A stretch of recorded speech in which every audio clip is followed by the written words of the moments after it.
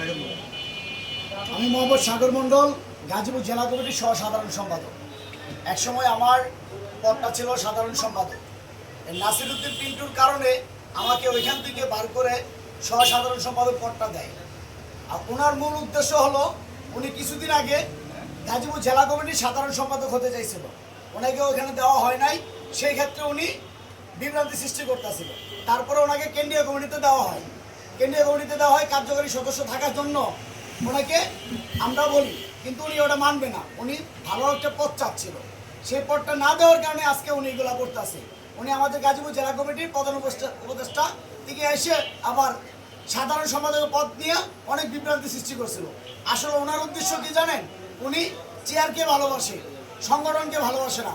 উনি স্বার্থের জন্য আসছে, স্বার্থ ছাড়া আসে নাই। উনি যা বলে একটা গ্রুপে যায় বিভ্রান্তি সৃষ্টি করে দেয়।